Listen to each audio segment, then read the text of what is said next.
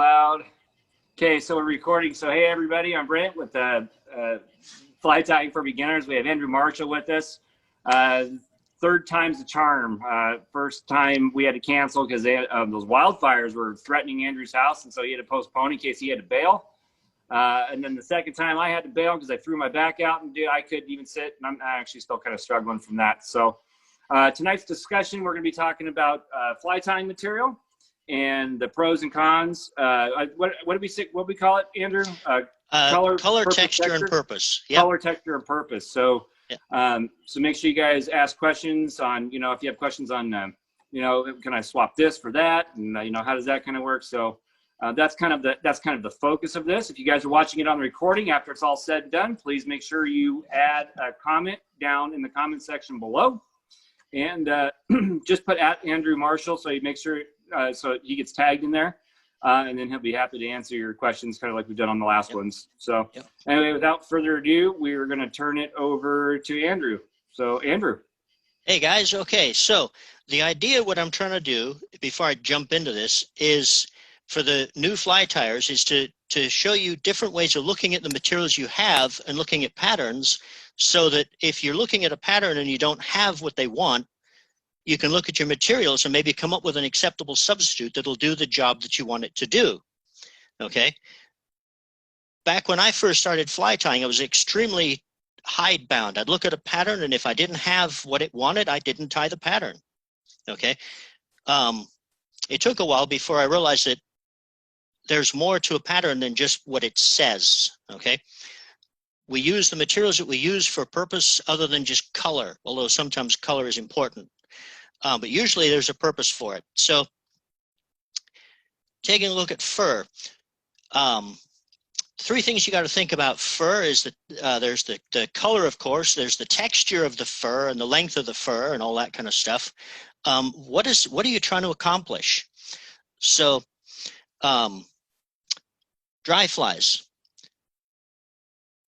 We take, like, okay, so let's say you're trying to tie an Adams, and I've got a couple of Adamses here, different Adams, just so we refresh what an Adams might be. This is female Adams here. Can we see that? Yeah. Okay, there we go. I can see it. Does everybody see that? Yep, I got it. Yes. Okay, yeah. So what we've got there is a muskrat body. This is a female, so it's a little tuft of chartreuse fur at the back. There's actually sheep's wool. I used to use sheep's wool a lot when I was a kid because that's what I had most available. Until somebody asked me, why don't we use sheep's wool for dry flies? The answer, of course, is, have you ever seen a sheep swim? Right? Sheep don't swim, they just sink. Okay. Tradition has it, we tend to use aquatic animals for the most part for our dry flies because the oils and stuff like that they have, the natural oils, tends to keep the material from sinking as quickly. Now, I'm not so sure about that because most of our fur these days is so highly processed. I mean, we get scraps of fur coats and things. Here's a nice piece of beaver right there. It's still on the leather. And then if you're buying packets of dubbing, it's even more processed. So I don't know if it has the oils and stuff in it that the natural fur would have. So I don't know how valid that thing is, but it is a tradition anyway. Color. Now, I personally prefer to use fur as opposed to, or natural fur as opposed to synthetics. I prefer to have my fur on the skin as opposed to in packets so that I can see things like color and texture. Okay. This is a piece of beaver. You can see, this is from his back. You can see, I hope, the pretty uniform there. He's got gray with tan tips. He's got kind of longish, long guard hairs there. Okay. If I was going to use this I'd use this for a wet fly because there's a subtle kink to the underfur. And that kink is going to trap air. It's going to give a subtle movement, especially on a dead drift nymph or a dead drift wet fly. Okay. It's not going to be as good in a dry fly application. And you wouldn't want to leave these guard hairs in there either. going back to, okay, the muskrat, going back to the Adams, here's your muskrat. Okay, now you notice how blue, dark blue that underfur is there, okay? But you notice, I'm going to turn this around here so you can see the back of it. You notice on that underfur, there are 3 actual colors, okay? You've got the blue of the underfur itself that has got brown tips, which is why when you look at the animal, when he's swimming, he's a brown animal instead of a blue one. You see what I'm saying? Because what we're looking at when you look at the animal when he's swimming is you're looking at the tips of his fur, okay? And of course, then he's got his guard hairs here. Now, what that has to do with the dry fly, with the Adams, for example, is so they want a blue body. Well, what they're wanting you to do is to take, most of us would take and pull off a tuft of that and just dub it in. Well, when you do that, you're going to have a blue body with a hint of brown in it. Okay, now that might work for you where you're at, but it might not work somewhere else. Okay, so you take and trim off that brown, now you've got a straight blue body. Okay, leaving the guard hairs in would give it a rougher look to it. 3 different things you can do with just one little patch of fur. Does that make sense? It's all about how that's one of the reasons I like having fur on the skin as opposed to in a bag, is because it gives you the ability to look at, like here's a nice piece of beaver, to look at what you can do with it rather than just what the pattern says that you are supposed to with it, if that makes sense, you know, because I can get different effects just by taking and, okay, so there's a tuft of the beaver. I can get different effects by taking and, what do I do with my scissors? Trimming off the tips there. Now that will dub out blue. Okay, if I take the same tuft and, let's see here, take and pull that out there and leave the guard hairs in and the tips there, that's going to dub out more of a, I hope you can see the colors there. That's going to be browner. Does that make sense? Oh yeah. So it's all a matter of trying to free you from having to buy multiple packets of everything, because you've got an animal that has it all there for you to a certain extent, if that makes any sense. One of our favorite animals that we like to use, very useful animal, is hare's ears. It's a component in March Browns. It's a component in hare's ears nymphs. There's a rather chewed on hare's ear here. Okay. We generally tend to use the fur from the ears because it's short and coarse and has a lot of spring to it. It makes a really nice boogie look on the nymphs. It's very dark color underneath there, even though it looks brown on the surface, very dark colored, almost black underneath there. Okay, but if you take, the reason I picked this chewed up one is you can see, just looking at it, the different colors and textures of what's underneath the guard hairs that we generally see when we're looking at a piece of fur. Okay, and this is what I'm trying to show you as newbies, or newbies, is to look below the surface of your fur, to look below the surface of your feathers. What's underneath there that can be used that a lot of the time you wouldn't think of, because the pattern says you need muskrat, for example, and you don't have it. Well, there's a perfectly good substitute right underneath here. It's the same color. At least that's what it looks like. So before I get into how to tell the different colors, show off here hares. This is an actual, hares are one of the most useful animals I can think of. This here is a hare's skin, along with the hare's mask. Let's get one that isn't so chewed up. Here we go. There's his mask right there. Okay. And I don't have hare's feet. It's one of the few things that I either I've got them somewhere around here, I don't have them, but I couldn't find them today. But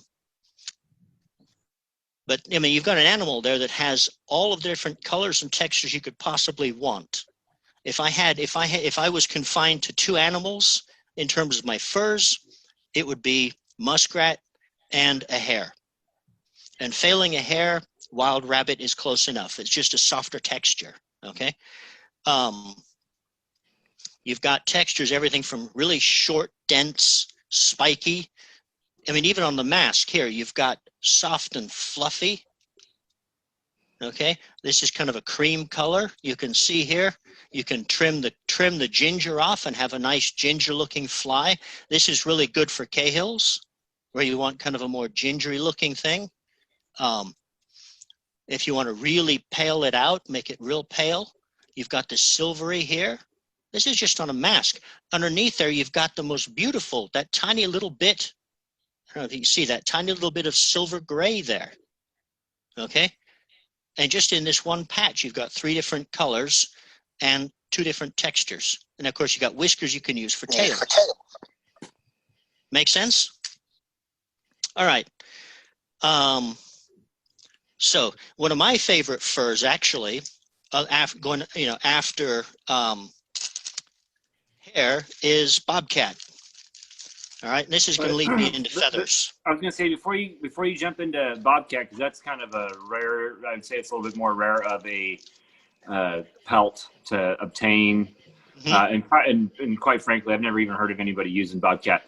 Is there anybody that has any questions this far and wants to ask anything? Kind of what Andrew's been covering so far. You feel free to jump in and. Yeah, I don't mind being interrupted. Something. Jump in. Okay. Going. Okay, continue. Bobcat it is. All right. Bobcat. All right. So let me introduce you to one of my this is my go-to all-purpose nymph. It outfishes the gold-ribbed hare's ears nymph 3-to-1. Okay. There. I hope that's not too fuzzy. There's the back of it. It's comprised of the body is bobcat fur with the guard hairs stripped out. The thorax is bobcat fur with all of the extra guard hairs that you stripped out of the body put back in again, so it's extra guard hairs. The wing case is turkey. And of course, the eyes are burnt monofilament 30-pound fishing line, and the tail is bronze mallard. Okay, with fine oval silver tinsel, or if you want to use fine or medium gold wire, you can use either one of those as a rib. Okay, heavily weighted to get down to the bottom. You can take an I tie mine for the rivers I tie here. I put the wire along the sides, the lead-free wire for the underbody to widen out the body. I've sent some to the East Coast where they want a narrower nymph, and I'll wind the lead-free wire around the hook and dub over that. So they've got a narrower, heavy body, okay? But either way, and you can make this into an emerger by leaving the lead-free wire out of it from the underbody and just putting a tuft of CDC coming out from underneath the wing case here. Okay, this wing case is tied in, pulled over. The wings are tied in, it's dubbed in, and it's pulled back over and a little bit more dubbing. Okay. One of these days, what part of the turkey are you using for the wing case? The tail. And thanks for asking, because that leads me into feathers. Okay. One of the most useful birds that we have. Okay, I'll get into the turkey just a second. The most useful feathers that we have, if I was to get confined to 2 skins, would be the ringneck pheasant, both a male and a female, and then a turkey tail. Okay, if I was allowed a third one, it would be a drake mallard, because the speckled flank feathers can be dyed to just about any color you want and still retain that lovely speckling that is fantastic for dry fly wings. Okay. I mean, these days you can use wood duck like most of the traditional patterns use, but back in the old days when you couldn't get wood duck, if you knew how to dye it right, you could make artificial wood duck and do just the same thing. Make sense? Mm-hmm.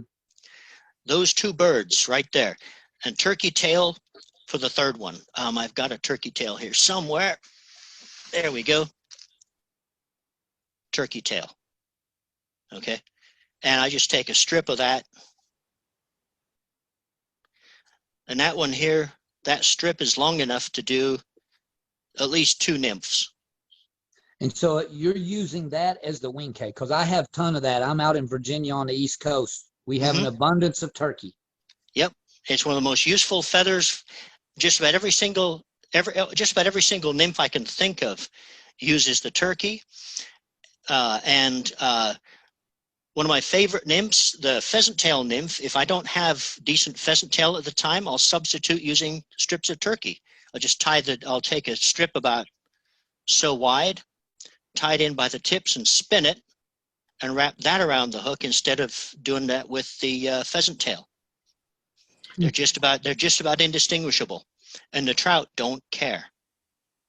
You know, it's interesting that you kind of brought up the turkey for tail, using it for a nymph body. In the if you guys ever end up doing the bronze level awards program for Fly Fishers International, there's a pattern in there that you have to tie called the gray goose nymph, and the natural substitute for it, what they're looking for is actually gray goose shoulder. Well, it's unless you go searching for Canadian geese and find where they're shedding and molting feathers, you're like, fly shops don't carry the stuff.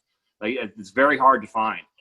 But the natural alternative is actually molted turkey tail, which I found. I was like, it doesn't even look the same. But yeah, so that's their natural alternative for that particular pattern. Anyway, sorry, just backing you up there. No, that's great. And if you know somebody who shoots geese, you're home free. Pheasant tail. Let me get him out of the bag here. There's your hen and your cock pheasant tail. Between these two, you've got all sorts of stuff. You've got wings, the most amazing wet fly wings right there. You've got a lot of patterns call for things like woodcock and snipe and stuff like that. Well, I'm holding it right in my hand right there. Okay, because what you're looking at, even though you're looking at this, this pattern like that, doesn't look anything, to a certain extent, anything like what the snipe and the woodcock and stuff looks like. You got to remember, all you're really using is that much of it. And when it's on the hook, it's almost impossible to tell. Okay, and I guess the major thing is because of the buoyancy and how it's going to hold to water. So it's going to be about the same, right? That's what I'm getting to. Right now we're discussing looks. Okay, it looks just fine. And actually, technically, when you fish it, they don't care. If you're getting it down there, they really don't care. But yeah, if you're looking at buoyancy and stuff and the way it moves and breathes, that's where testing it to find out whether it actually will work is what you need to do. What I'm trying to do is basically introduce you to new ways of looking at your stuff, so that you're not stuck with, well, I don't have snipe, I can't do it. In a pinch, you can. Okay, cool. You just might have to work a little bit just to find out. And what you do, going back to fur again, because I don't happen to have a snipe feather here. So let's say that you're doing the Adams and you want a nice blue body. Okay, so we take and we pinch off some blue dubbing here. And we hold it up. Okay, now one of the things about the fur, and to a certain extent feathers, we tend to compare the colors. Like here's this there, and I'm going to substitute. Let's say I'm going to substitute beaver for it. So I get a piece of beaver that's kind of similar color. Let's try this one right here. All right. So I've got muskrat and I've got beaver. They're roughly the same color. Okay. We compare them when they're dry. Well, what is is the fish going to come sit on her shoulder and say, well, let's take that one? The fish sees them when they're wet. Okay. All you got to do is wet them. And you suddenly realize they're two different colors, completely different colors. Wow. Okay. That's how you compare them. And then holding them up to the light. Can't show you that in here. You hold them up to the light so that the light passes through them so you can see what the real color when it's wet is. And you start looking at your fur that way. And hang on a second. Yeah, got fur all over my tongue. When you start looking at fur that way, wet and with light passing through it, you're looking at what your material actually looks like in the water. Okay, and that's why a lot of the times a lot of these synthetic furs and synthetic dubbings that they're coming out with, they're trying to imitate that synthetically in the hand. Well, you don't need to worry about that. You just take your fur like I showed you, okay, and you can mix and match. That's the beauty of fur. You can mix it up yourself. A couple of different furs. If this is not dark enough, I can take another piece. If it's too brown, I can cut the tips off. Or if I want it browner, I can, you can play with it. Okay, but to compare it, you get it wet and then hold it up so that this, preferably outside so you can see natural light, hold it up so that the sun is passing through it so you can see the real actual color that it is. Okay, feathers are sort of similar. I'm not going to lick this turkey feather. I don't know where it's been. Is it a tail feather? It's a tail feather, yeah. You know where it's been. And actually, considering that this is a bird that I'm familiar with because it's one that we're growing, I do know where this one's been, and yeah, I'm not going to lick it. Yeah. Okay, wings. I alluded to wings earlier with the mallard. You can dye it all kinds of things. One of the problems I've been tying for years and years, and I still have problems with duck quill wings. Okay, we use duck quill wings because they're a wonderful color, assuming that the duck that you've got is the color that the person intended. The wonderful thing about ducks, like everything else, is there's an infinite variety of shades between what he thinks that you ought to have and when he wrote the pattern and what you actually happen to have. Duck, of course, is not usually processed as much as fur, so it does have the natural oils and things. It can be a right pain in the ass to work with. Substitutes for duck, especially on really small hooks, starling. And I couldn't find my starling skin earlier. Starlings, do you guys know what starlings are? Yes. Okay. The wonderful thing about a starling is it's a flying $10 bill. Okay. They're not protected in any way, shape, or form. Okay. And if you're in a place where you can shoot them, do it. They're non-native invasive. They are really, really bad for the native wild birds because they outcompete them for nesting holes. They're extremely aggressive. And like I said, it's a $10 bill. You seen what a starling skin goes for these days? I still have fur in my mouth. Yeah, they're about $10. And actually, let that click over to my camera real quick. I'm not sure if it has yet or not. But anyway, so here, I'm trying to get this to make sure everybody can see it. Can everybody see this? We see you. I can see you. You can see. Oh, well, that's because I'm a genius. I got to turn the camera around. There we go. Oh, there you go. Yeah, There beautiful, go. beautiful. So, Now so this is a starling. One of the funny names I've seen this called is the poor man's jungle cock. Yep. So, and they use it for the eyes, like on salmon flies too. If you can't get natural jungle cock, they'll use this. And and it's got some really, I don't know if you can see it, but it's got some really invigorating colors here. It goes from this really nice purple into like a dark drab olive, and then some really nice greens and even some brown feathers too. And they make, I've done a lot of this. And if you're going to tie some soft tackles that are, say, 18 to 22, this is the ticket for me anyway. Yep, absolutely. Really tough to do. They're tough to do. They snap over and over, so make sure you tie it in last. But this starling is, since you couldn't find yours, I wanted to jump in and show you this. I appreciate that. Thank you. Take one of the wings there and spread it out so we can see the actual wing feathers, because that's where you take a look at the translucency of those feathers. When you're looking at a dry fly from underneath on the water like a fish sees it, you've got this lovely there's something that duckquill doesn't have, is that lovely, almost transparent. Okay? Tie your duckquill or You know, tie I your dry haven't, I flies. have not actually noticed that before until you said something. But boy, and I bet you guys can't. Well, maybe you can kind of. Yeah, I see that. Can you see that? Can you see me get my fingers behind there? Let me see if I can get something like a little more solid behind there so you can kind of see that. But well, I've actually never really noticed that. Can you see that, or does it work better with my finger? Yeah, there you go. Yeah. There you go. Now you, Wow, you that's really cool. this is the bee's knees, so to speak, for wet flies. It's the best thing No for wet kidding. flies, and for dry flies, it's great. And This is why I love having you on, dude. Because now I'm gonna start tying. You know, my wife's gonna be mad at you. now You know? here's the, I'm gonna be down here more than I should be. I'm gonna make it worse for you, because here's the thing. As beautiful as that adult starling is, okay, if you want the most amazing bird, you get a starling that's just left the nest. It's the most amazing array of grays and slightly tans, all these different dun shades that it's just impossible to describe. Okay, and the wings are this beautiful light gray color. It's the color of most of your mayfly adult wings. Okay, they're almost clear enough to be used as spinners. They're not very durable. Okay,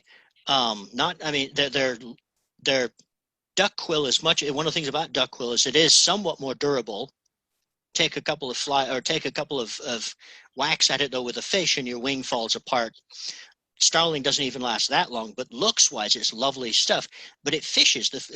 Even when it's chewed up, the fish just tear it apart. You know, if you can get starling, and that's why you got to get somebody like me who used to do this, who can shoot them when they come right out of the nest.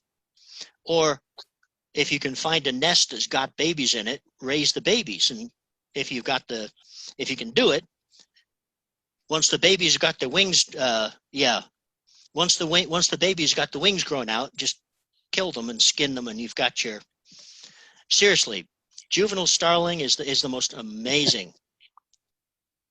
My wife just loved that comment. I hope I didn't offend She's her. here with me. I hope I didn't offend you there, but it's just one of the things. I mean, they're All's fair in fly tying, man. That's exactly right. you know, So, and here's a pair of those mallard wings. Now those come up directly off the quill and just down below the wing itself. I forgot the actual terminology for what that's called. This is from the speculum. So, and actually, can I ask a feather question? We were talking about Sure. turkey a minute ago. So Yep. I have a ton of the turkey feathers like you showed a minute ago. Yep. But on the spread of the tail feather, down near the bottom, see these ones that's got that really pretty gold, but they're Yep. super, super thin. I Mhm. have a ton of these that I keep in a box, but I don't know what I can use these for. What would these, because they're not as thick, but they Mhm. spread apart really nice, but I'm not sure if it's just something I've got that I just need to get rid of, or can I use these? Oh, you can use them for sure. you can use them. They're wet fly wings. There's your great big wet flies right there. Okay. And You could actually even use those for bodies on nymphs too, and Yep. just back that up with some wire. Yep. And rib it There's- with wire. So They take make these and wrap these as like the body of the fly? Absolutely. you take a strip. Going back to this, take a strip like this. Okay, tie it in here by the tip. Spin it, wrap that around, and it's just like you do a pheasant tail. Wrap that around and back it over with some wire counter wrapped, and you've got the most amazing.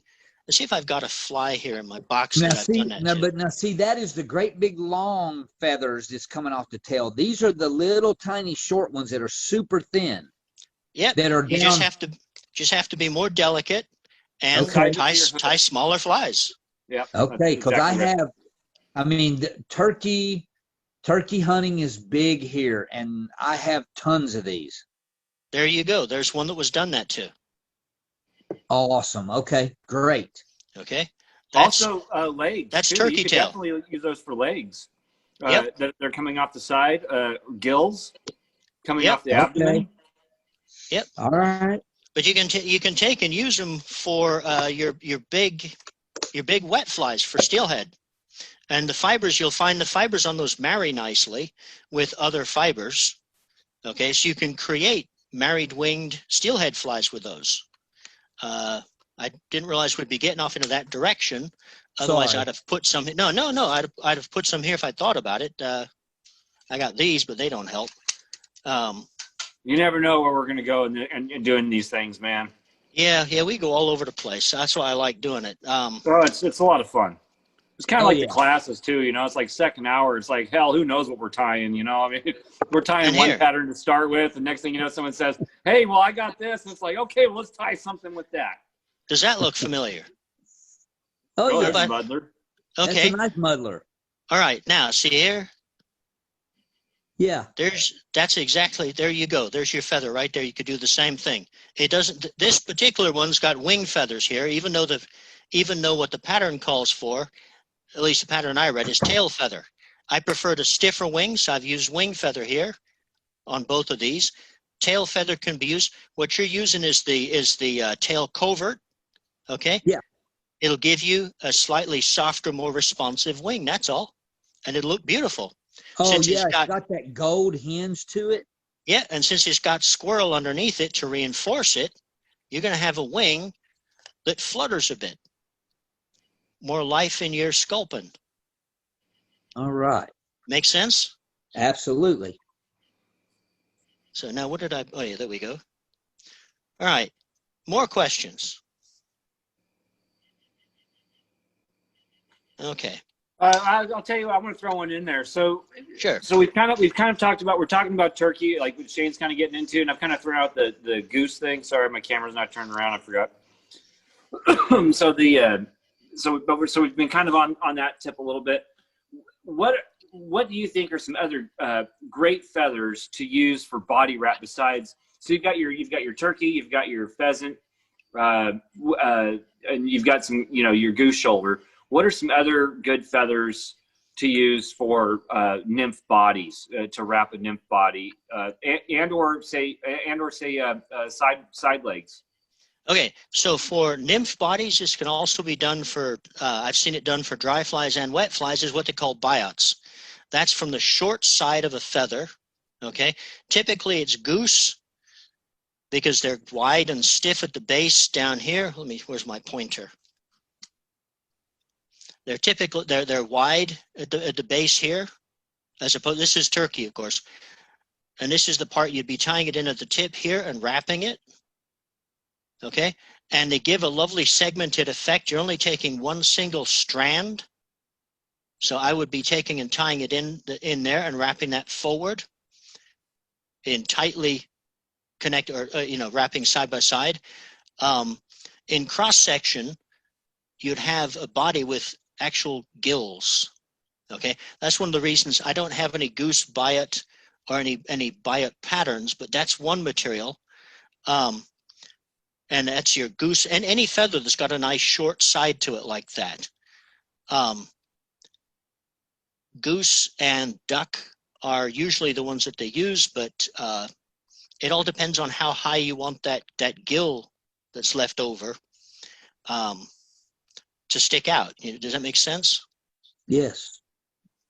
And if you counter, especially for wet flies and nymphs, anything subsurface, you counter wrap it with real fine wire to reinforce it, because it's a pretty delicate body. It's not one of your 100 fish flies. I promise you that. It ain't gonna. But it will look beautiful. Let's see what else. I use also. I mean, I just, if the feather looks good. I mean, I've used marabou, where I've taken a clump of marabou, wet it down, tied it in by the tip, spun it, and just wrapped that around and reinforced that with wire. And that makes, let's see, I don't know if I've actually got one of those here. It makes for some really ugly looking, fluffy, and I don't have any here with me. Let's see, is that one? And that might actually be one. Yeah, this is, you can't really see it very well, but the body on this thing, the body on that thing is, the tail is sticking out, was marabou. I just tied it in here. We left the tail sticking out, wrapped the marabou around it, tied it off at the front, and then wrapped a hackle over it. So it kind of has a soft, I didn't pick it out very well, but it's kind of a fluffy body type thing. But yeah, I mean, you can use almost anything. And that's really what I'm trying to get across here is that because the pattern says you got to do one thing. If you're looking at it thinking, okay, well, what's the fly for? What is the material that's put on there for? What do I have that will achieve the same effect in terms of purpose and look? You can use it. We go back to the sheep's fur. You wouldn't want to use sheep's fur for a dry fly because sheep's fur absorbs water, it makes the fly sink.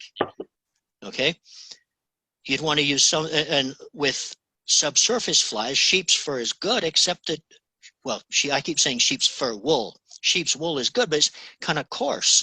On the smaller nymphs or something where you want breathable gills, going back to some of my nymphs here, going back to some of these here where you want breathable gills, maybe instead of wool, you want something like, where is it? There we go. You can see how that's been picked out. That's just hare's ears, but it's the underfur of the hare's ears that's been picked out, and it's a lot more breathable than wool. Okay, I could dye wool to look exactly like that, but it wouldn't have the same breathability. Okay, so it's a matter of what do I want? I want some gills, so I'm going to make something look like gills. Another thing I could have done is wrap a piece of ostrich plume around that. But the thing, an ostrich plume would have given a nice, fantastic looking gill, but it's extremely fragile. A couple of fish taken and hitting that, and suddenly I've lost my gills. Okay. I hope that's making sense. If I'm wondering, yeah. Okay. I got a friend who gave me a bunch of mallard feathers. Yeah. I don't know if you'll be able to see these, but this feather. Yeah. Does that have a purpose? Okay. I know of several patterns that use that specific feather. Generally in fly tying, it's not one. I mean, I've got some, and if I'm tying those specific, they're from Mary Orvis Marbury, is the author, and the book is Favorite Flies, I think it's called. They're old, late 1800, early 1900. I think they fished them like I think they were bass flies. Great big hooks. They used the whole feather on that thing. That's about the only thing that I know of that uses those. They're gorgeous looking flies. They're not particularly difficult to tie, partly because they're so big. But in terms of general materials, what you could do with them, it would ruin the look of the feather, and there's a lot of other better feathers to use. But if you're stuck in a pinch, you need something really long and shiny black and fluffy, like you'd put on something like a woolly bugger for a hackle. That'll make a hackle for a woolly bugger. Oh, okay. See what I'm saying? But at the same time, why would you want to use something as beautiful as that for something as ugly as a woolly bugger? Use woolly bugger. Use woolly bugger hackle. You know what I'm saying? Yeah. You know. Cool. Thanks. Yeah, sure thing. Anybody else? Going. All right. So let's see. We've covered. Okay, color. We go back to color occasionally. Very few furs are selected specifically for color. One that is urine burned fox fur. Right there. Okay, that's something. Fox fur is an awesome material to work with. It is so vibrant in the water. It sheds water like crazy. It's great. It's great. Sorry, I'm out of camera. I'm like trying to do two things at one time. It's great material. It is absolutely fantastic. And if you can get a whole lot of different color or different natural fox furs, you've saved yourself a fortune in dubbing. Okay. But the hardest one to get is real, actual, natural urine burned fox fur. And I'm trying to remember what the pattern is now. It was right in the tip of my tongue. What the pattern is that uses this.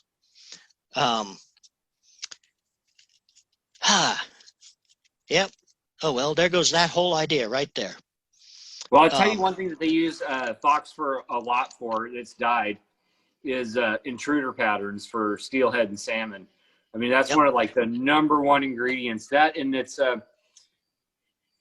the other one that they use too, instead of ostrich plumes or ostrich herl, they use there's a specific name for it. I think it begins with a P, but it's basically South American ostrich. Rhea. Rhea, that's right. Stuff is super expensive, man. It's like $15 a feather. And every time you try to find it, it's like out of stock, except for natural colors. So basically what I found is that you end up having to, I mean, if you really want to have the stuff that you've got to be willing to buy just the natural colors, bleach it and dye it yourself. But anyway, I just wanted to throw that as a conjecture. Yeah, no, that's a great thing. And it does feed into what we're talking about I mean, I've been collecting furs and feathers since I was a little boy. I've got just about everything there is, but I find myself standing in the middle of my tying room thinking most of this stuff I see maybe once in 5 years. Okay. Because I just don't use it. I bought it because a specific pattern, I wanted to copy that exact pattern exactly the way it was. But when I find that I'm fishing it, or if I want to do just quick and dirty, that's it. Like for example, going back to the Adams, the hackle on the Adams, the actual pattern calls for a grizzly and a brown mixed together. It's a pain in the ass, especially with the expensive hackles these days, taking 2 hackles and matching them exactly without yanking them off the skin and losing them if they don't match. You see where I'm going with this? And then you got to do the same thing for the tail. Well, we've got these beautiful Cree birds you just use a Cree hackle for it. And there you go. Okay. You saved yourself buying 2 other. You'd buy them anyway because, we need grizzly and we need brown. But if I'm just going to go quick and dirty on an Adams, I'll just grab a Cree because I'm going to get it out there anyway. And the fish don't notice. It doesn't matter. So it all depends on, I guess what I'm saying is you don't have to be like me, a hoarder of everything that lives and breathes in terms of hackle and feathers and all that other stuff. It's just a matter of looking at the pattern and saying, well, why did they put what they put on there? What are the purpose? What are they trying to do with it? Okay. And how can I work around that? You know what I'm saying? This bobcat nymph, going back to show you the bobcat emerger. This bobcat nymph can be tied just as nicely. There's your emerger right there.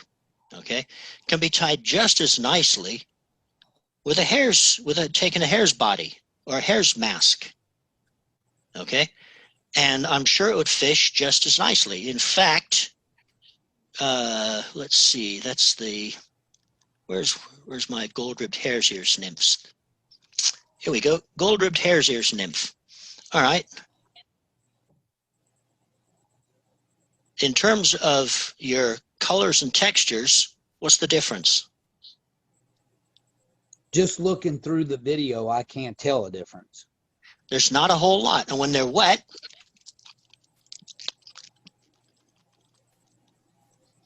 whoops, hang on a sec, we're going to lose that bugger. Okay, when they're wet,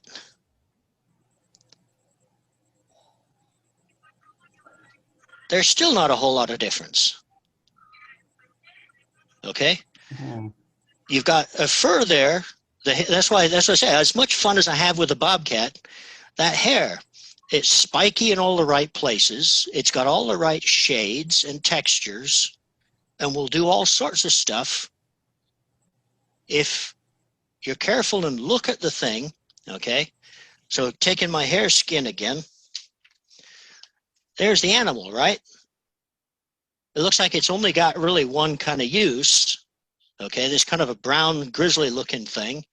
But if you part the fur, you can see it's got silvery gray there that you can use. You've got a white and a ginger. You've got texture within fur, okay? I mean, when you start looking at fur as looking at this, rather than looking at just the top of it, you'll stop buying you won't be buying packets of dubbing anymore. You don't need to. You can make your own, and you can make it specifically for what you want to do, as opposed to what the person who put that dubbing together says you need to do. Or had in mind. Yeah, I quite frequently put my own dubbing blends together. I still buy dubbing if I need specific dubbing for specific things. But for the most part, when any kind of buggy nymph dubbing, man, I just make all that stuff myself. It's much more cost effective, and you get, quite frankly, you get better dubbing. Oh yeah. Now, one of the things, going back to texture and synthetics. Now, I'll tell you this, I'm not much of a synthetics person. I don't like synthetics. I use them when I have to, but I don't like them.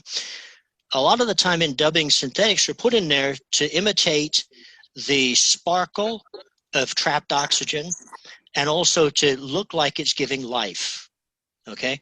Well, the way you get around that, you use a hair, or a fur, I should say, that is more crinkly, right? Really tightly crinkly, because that will trap air and give you the natural sparkle, saves you on the synthetics right there. It also, being curly like that and trapping air, it also provides resistance to water, which gives it a play. It gives it life, okay? Now, synthetics have their place, but personally, I like to have, I mean, one of the things, the reasons I don't like synthetics is because I don't want my flies lasting in the river longer than I'm going to be alive. And since most synthetics are plastics and stuff, they're going to be around forever. And that just kind of doesn't sit well with me. But, you know, to each their own. I mean, you know, whatever. Well, can I ask the question? Sure. So let's say you're tying something and you need to use tinsel or something like that. What is a natural substitute for that? Because like me, I would rather any fly that's got dubbing, if I can take my little comb and pull it off a hare's mask, I would prefer doing that. I think it's cool to do it that way. But if I've got to add something for tinsel, is there a natural substitute? Well, unfortunately for tinsel, there isn't. One of the things that I do, and of course you're going to become a competitor of mine now when I say this, modern tinsels are mylar or some form of plastic. You go back 50 years, their tinsels were metal. Right. Okay. Yep. Now, I would much rather leave a little piece of metal. I mean, that's what a hook is, than a little piece of plastic. The metal is going to rust, it's going to corrode, it's going to eventually get rid of it. The tinsel, the mylar, it's plastic. Yeah, it might eventually, it's plastic. What can I say? Whenever I see really old tinsels, if they still look good, I'll buy them, because that's what I prefer to use. They also, especially so we need for to buy things, like the grandma's old Christmas tree. Yeah, or great grandma's old Okay. Christmas tree if you can get it. Okay. Right. Yeah. It also gives extra. It also gives a little bit of extra weight. Okay, which is important if you're trying to get your nymph down. That little bit of extra weight might help. You know, because the way we do weight on a fly is we usually wrap, and I prefer lead free because it's not toxic. We wrap wire around the inside, okay, to weight it down, okay, putting it in the front if you want a nymph to dive, putting it in the back if you want it to kind of sit tail down, in the middle if you want kind of a neutral look, you know, that kind of thing. Maybe we wrap tinsel or we wrap wire around the outside of the body for ribbing and also for extra weight. But all of those, how you position them stuff affects the way the nymph moves, even on a dead drift underwater. And the most neutral in terms of weight and movement is to wrap the wire or the tinsel, if it's a metal tinsel, around the outside the body, because it's not going to make your nymph sit either tail down or head down if you don't want it to. You know what I'm saying? Yeah. So well, talking of speaking of tinsel, so I've got. Oh, I'm getting that darn echo again. So I've got just a question for you. So say like you got this uni French oval tinsel. Now this is not mylar to my recollection, and it's not plastic either. This is more of like almost more of like a sewing tinsel, more so than say like mylar. Maybe I'm off on that. What are your thoughts on that? Because like when I see, I mean, I don't know if I can get close enough. When I actually kind of stretch that out, it starts to disintegrate, and then I get down to thread. Yeah. Unfortunately, with there's only so far you can go in terms of using it being all natural. I mean, metal, even metal. I mean, the hook itself is refined. The tinsels, uni is what I use when I mean, that's the bulk of what I use in terms of my tinsel. The one that you're holding right there is the bulk of what I use because it's readily available and because the really antique stuff is so hard to find and so bloody expensive. I mean, it really is expensive stuff. I'm not sure what it's made out of, and I'll have to look into that because it's just something that I've actually thought about in the past. Now, I do have this. I think this is polyester.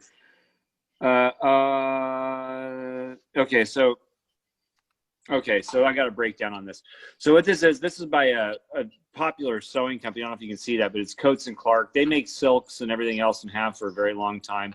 mm-hmm. And then what this is basically also a ribbing. It's just a fine gold ribbing. Would be something similar to like that uni tinsel. And it's a metallic gold, so you can use this for ribbing. And then on the back, if you look, it says, I don't know if you can see that or not. It shows it's 40% polyester and 60% nylon. Nylon's not going to break down very well in the water over time. Polyester certainly will, because it's more of a cotton base. But so that's another alternative you can use to say something like mylar, which is basically it's pure plastic, and it's just, I mean, it's just not going to go away.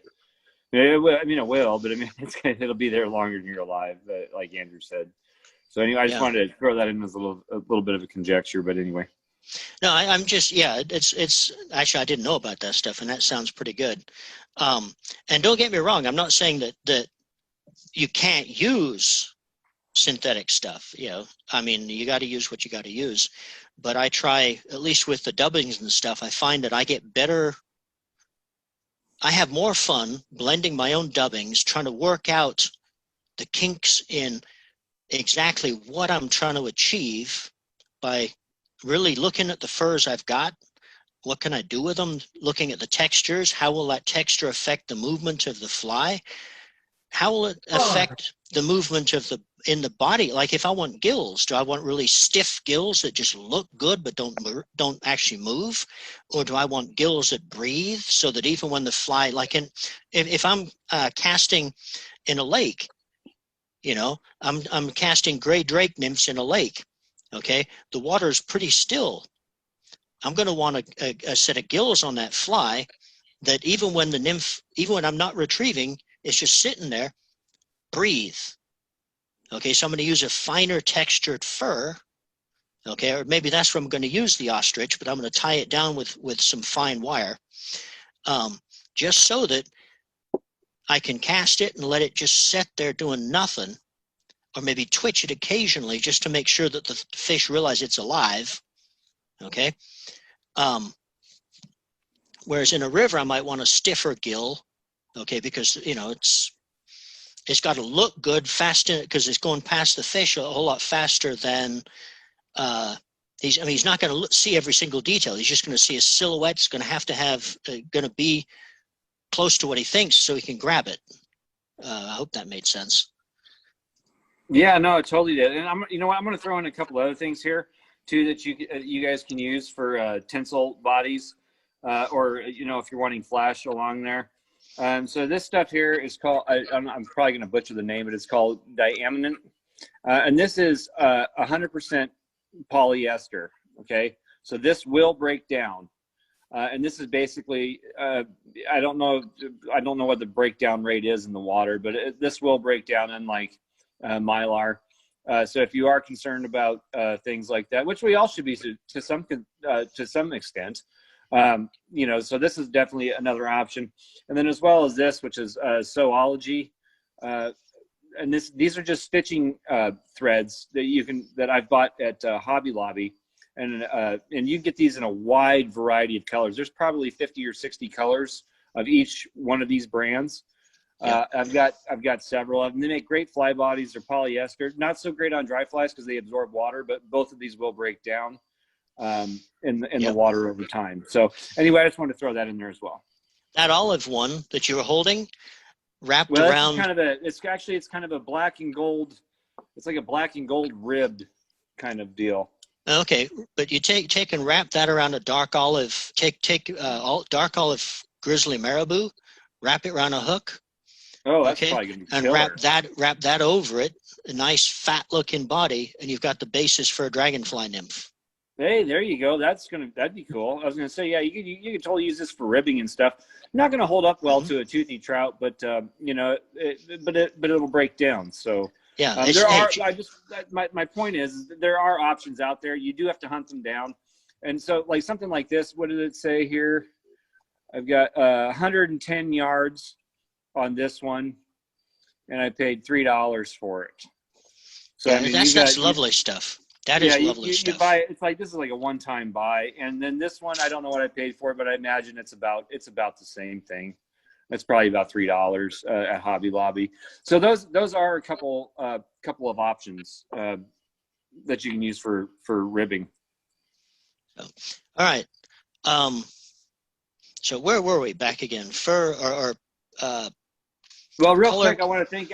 We've got some new people that joined in. I want to thank Kirk and Mike for joining us. If you guys have any questions or want to join in, feel free, pop in, ask Andrew some questions. We've kind of covered turkey feathers and biots, and we've kind of been all over the place. We've covered beaver and bobcat, and Andrew threw me a curveball, like bobcat. I'm like, where do you get bobcat? But so if you guys have any questions and stuff like that, please jump in and ask. That's how we all learn. So anyway, keep going. That's a good question, by the way. How do you get this stuff? When I was a kid, I went up to Alaska. And back then you could go to any of the fur shops up there and they'd give the scraps away.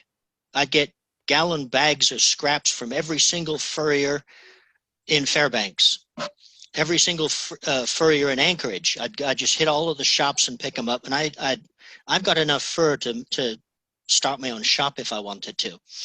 But these days on eBay, you can get, there's furriers out of Idaho. Trying to remember off the top of my head, but they sell good, reasonable chunks of fur, something like like a piece of beaver this size. Unless you're commercial tire, which I'm not, this will last forever. Okay, certainly. That's how much beaver. That's just one of my bags of beaver. Okay, I got enough beaver here to last. I could tie a zillion flies with it. That's where I'd be getting the stuff. Bobcat, I just got that off of eBay. The pattern that I found, the actual Bobcat nymph pattern came out of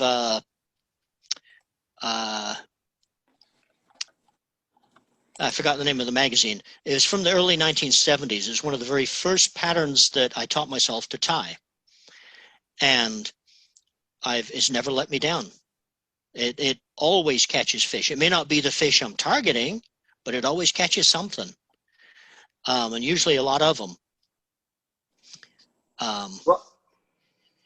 So another thing that I've been really itching to kind of cover with you, and I thought would be very appropriate for this class is, so like the upcoming class that the upcoming session that we're going to be doing on the class is going to be saltwater patterns. And I don't know if you guys have got your kits yet or not, but if you haven't, you've obviously got some bucktail on the way.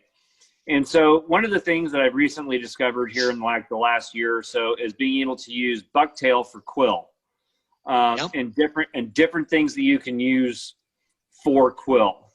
I don't know. Maybe I thought maybe you just had some insight on that.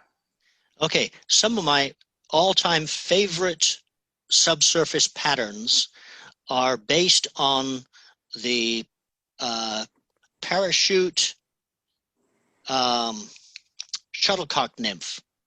English pattern, it's on a curve hook, and I don't have any with me right now. I'd have to go to the other room to get them. But the pattern uses, it is similar to the mosquito pattern where you take two moose hairs, a black one and a white one, and wrap them around the hook. Okay, except they use, I don't remember what the old pattern used because I just use horsehair, but you can use any of that stuff, different colors to wrap around a hook. What I would suggest that you do with them though is like if you're doing a mosquito, for example, with your moose hair. So you tie in the tail, you tie in the moose hair. Okay, and you're going to, if you're doing hackle tip wings, you leave those off for right now. So you wrap your moose hair, whether you're using horsehair, moose hair, bucktail, lacquer it with clear nail polish. And I know this is in direct contradiction with my dislike of synthetics, okay? But at the same time, it makes that body material come alive, and it also protects it. Because I tell you what, there's nothing worse than you tie up a lovely looking mosquito, and of course naturally the fish only bite when you've got one of it. So you've got the perfect mosquito, you throw it out there and they tear it apart, and when you bring it in, you've got your first fish on it, you bring it in and they've literally torn it apart. Well, you got one fish, great. Now what are you going to do? They're biting like mad, you don't have another one. The clear nail polish makes the body come alive and protects it a bit longer. Also with those, even though the pattern doesn't say to do it, I usually will reverse wrap really, really fine, almost hair fine, either gold or silver wire, depending on what the body color is itself, counter wrapped over that so that it holds that body together. Does that make sense? And Yeah. the thing is, you just have to take and tie. It's a thing. It's hard to describe how you do it. It just have to be. It's a delicate operation. You got to keep it tight without breaking it. I would soak the hairs in warm water for half an hour before you do, so they're not so brittle. Because there's, again, nothing worse than getting halfway through, you going back to the black and white moose hair. White moose hair tends to break a lot quicker than, it's not as strong as the black moose hair, even off the same piece of moose hide. So you're sitting there and you're wrapping the two together and you've got almost all the way there and your white moose hair breaks. You know, soaking the moose hair first or soaking the bucktail first will make it more flexible and less likely to break, so you can get all the way to the end of the fly, tie it down, and then lacquer it with your clear nail polish, or reverse wrap it with wire, then lacquer it with the nail polish. So did that answer your question, Brent? Yeah, no, that's actually pretty, that's some great information. So there's a couple things I wanted to just kind of throw out there that are some different techniques and approaches. So when you, instead of using your moose mane or moose hair for your say mosquito pattern, actually in my Orvis book it says to use just a excuse me, I got a little frog in my throat there, but just to use the actual stem off of a grizzly feather, straight off of the chicken. I'm just going to strip this here real quick so you can see it.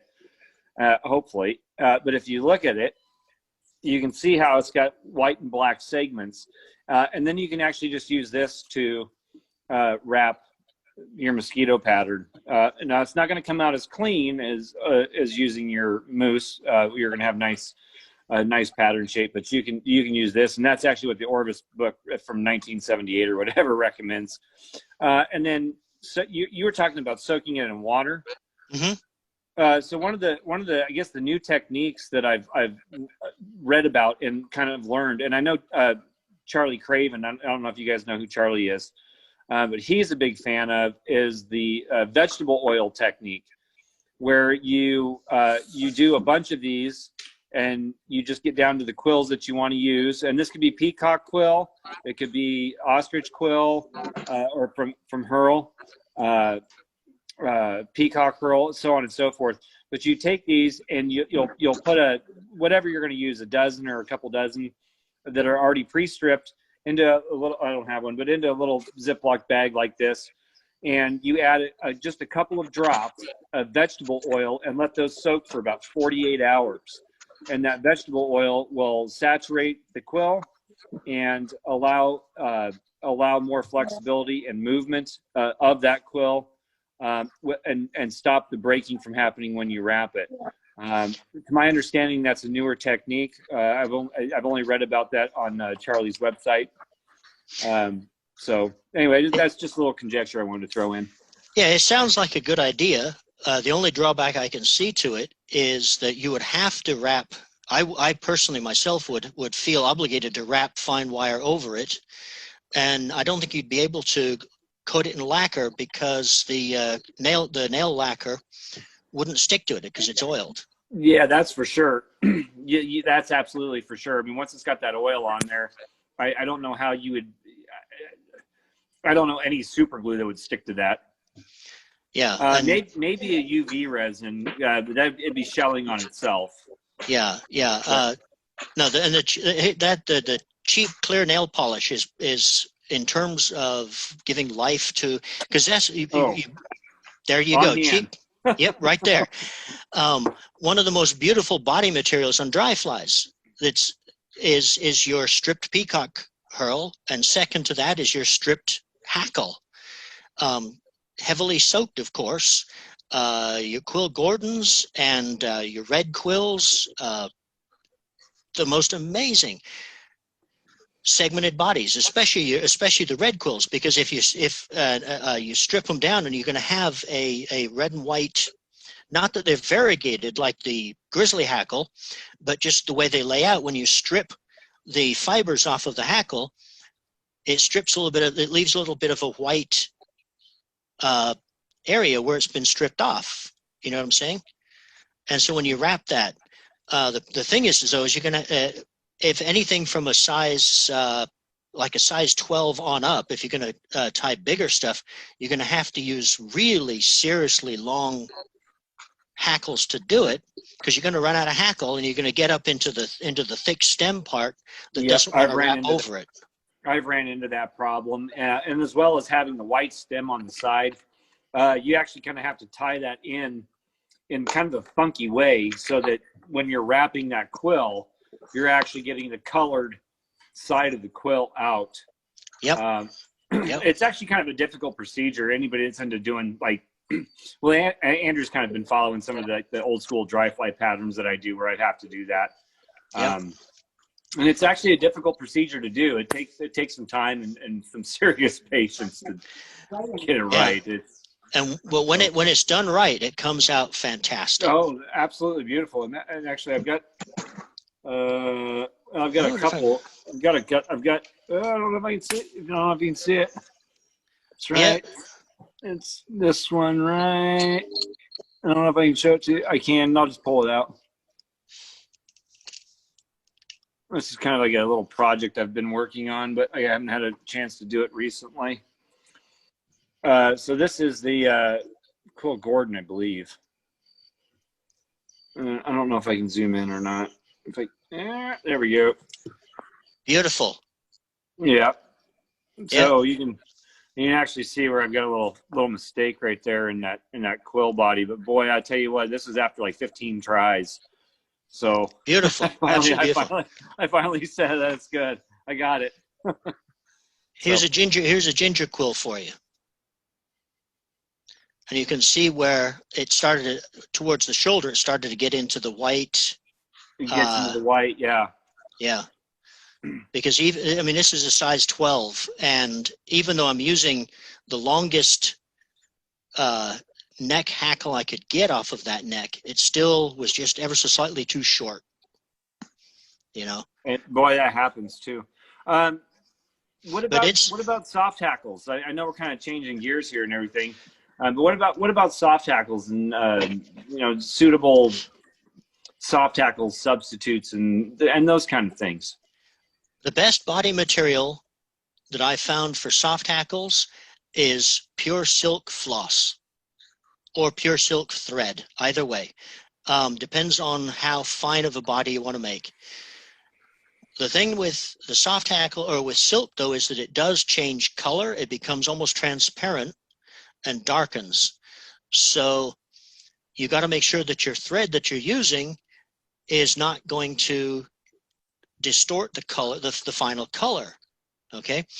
Now some of the we're talking early 1800s wet fly patterns would wax the silk and then ever so lightly dub over it. We're talking, when you're dubbing, we're not talking spinning the dubbing. We're just talking, you've got your wax thread pinching the fur onto the wax thread, okay? Usually yellow or primrose colored silk thread, and would wrap that as a body, okay? But you can do almost anything on a soft hackle with just silk thread and your gray partridge, a good gray partridge skin. Get the whole bird. Has got every feather you'll ever need. And in terms of wing, if you're going to put a wing, there you go. There you go. If you're going to put a wing on that on that soft hackle to make it a wet fly, you can just take the old style. I'm going to demonstrate with some of this turkey here, just because I happen to have it. They would just take. We tend to think of wings as a match left and right. Back in the old days, they didn't bother. They just took and they would cut a piece that was large enough to do the fly that they wanted to do. Like I've got right there. They would straighten the ends up a bit, like I've done right there. Fold it again, and tie that in. There's your wing. And on your soft hackles or your subsurface wet flies, that's all you need. And if you don't have, for example, if this was the only feather I had, I'm not stuck going, oh my God, I need a left and a right. I just shown you right there, because once that thing gets wet, all that lovely sweeping curve and stuff is going to go anyway. It's going to disappear. You see what I'm saying? It's just going to go just like that. Okay? So. Well, that's awesome. Well, we've actually covered quite a bit of ground, and so I want to make sure that we've got about 40 minutes left or so. So I want to make sure that we open it up to you guys, and in just any synthetic, natural, anything that you guys want to ask Andrea. We may have to do another one of these because this is actually a pretty fascinating conversation. We've had a pretty good response on this one. So is there anything that you guys are wondering about? I mean, regardless of what the material is, I mean, let's throw it at him. Let's put Andrew to the test. Well, he mentioned the horsehair. So I did some Adams flies not too long ago, and I tied in a piece of horsehair and wrapped it for the entire body. Yep. And I loved how it looked. You can't beat horsehair. You beat me to it. There is what's that pattern called? Where I put horsehair instead of the body. It's supposed to be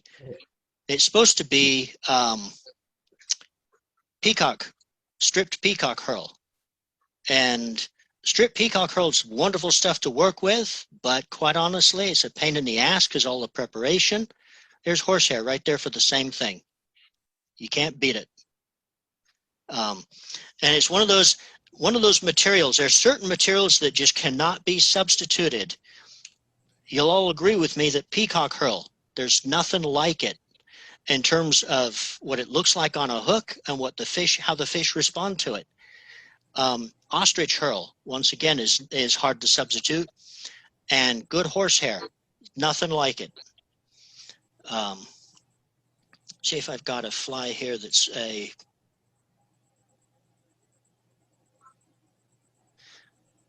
Okay, here is a gray drake that I did. That's horsehair. That's 2 strands of horsehair wrapped together. Nice. So I was thinking, so my question is, so Mm-hmm. it worked out. I used orange, dyed orange horsehair. Okay. But if I had a nice piece of neutral gray, so if I was tying a blue dun variant, could I use the horsehair, a gray horsehair for that body? Why not? Who says you can't? Okay. The ultimate judge is you and the fish. It's not for anybody else to say whether it's right or wrong. If it looks like the body, if you've got the natural to compare to, or if you've got a good idea what the underside of the natural, because it's always the underside on a dry fly that you're looking at, because that's the side the fish sees, right? So Right. if the color, you hold it up and you look at it and it's like, yeah, that's about right. You tie that in, lacquer it, it looks right, and the fish says it's right. You got yourself a pattern right there. I just Yeah. like that horsehair because when you look at it, you get, when you're using thread, you get those tight thread wraps. You want tight Yep. thread, but when you do that horsehair, you actually see that perfect round part where each strand going around the hook touches. So it gives Yep. you that natural ribbed look. Oh yeah, and if you take different colored horsehair, I become a nuisance at the local stables because I'm always there asking for different colored horsehair, and horse people do not cut the tails off the horses. They just don't do it. Right. Okay. I don't understand why. I'm not a horse person. And they won't even cut. I mean, I tell them, hey, I just want give me 3 or 4 strands. Because a 3-foot strand will last for multiple flies, right? Now Right. they won't even pull a fly, they won't even pull a hair off, but they'll let me pick them up off the floor. But you take and you get different colors together, and you get this. Now, what I've been playing with, not all horsehair is opaque. Some of it is actually transparent. Okay, and especially when you're getting into the white tails. Okay, a lot of those white hairs are not actually solid white, they're transparent. You can see through them. You take and put your, let's say I want a slight pinkish cast to the body, right, or a yellowish cast. I'll tie with yellow silk and wrap one of those transparent hairs over it, okay? Mm. And what that does is it dulls down that bright yellow tint, okay, making it kind of the waxy yellow like your dun would be, okay? And then, of course, you lacquer that for strength. And you've gone from bright yellow thread to a waxy colored, it looks more like the underside of an insect. You know what I mean? Yes, yes. Yeah, horsehair is wonderful stuff to play with. Now, besides the tail, have you ever tried from the mane? Yes, and this is where going into the saltwater stuff. I wish I had my saltwater box with me. There's a pattern called the Bay Delta Eolet, which is fantastic pattern for striped bass. That's what it was designed for. I use it though for rockfish and other saltwater fish out here in the Pacific. I'm right off actually half a mile from the ocean as the crow flies. And what I find with the mane is when tied in clumps like that as a wing, it has more movement, more wriggle like an eel. Okay, so what I will do, the Bay Delta Eolet, is you've got it's what it is a hook with the basic body is you've got a bunch of hackles and horsehair, the black horsehair, and then some black hackles, and then a couple of grizzly hackles over that, and some big steel ball chain type eyeballs at the front. Okay, it makes for a nice, and a chenille wrapped around as the body. I wish I had my box here. I'd show you. But it's a fantastic saltwater pattern because the mane is finer than the tail. It has Right, it's not near as coarse. right.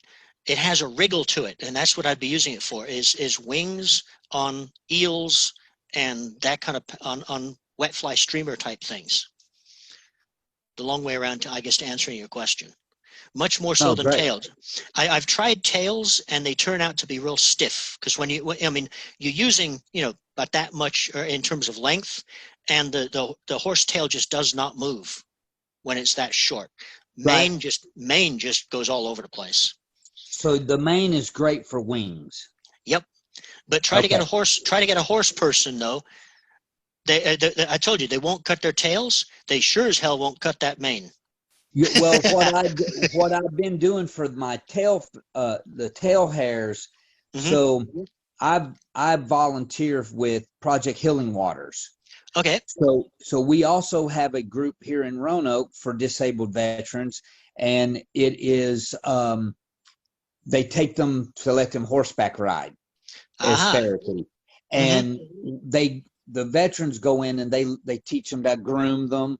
So I've got some guys that do the Project Healing Waters as well as going and doing the riding to some of the disabled vets. And when they're grooming, when they are combing them, anything that comes out, they save me. So now I'm going to have them do the same thing with the mane, because I hadn't thought of the mane because it's a lot less coarse, but I hadn't thought about it for wings.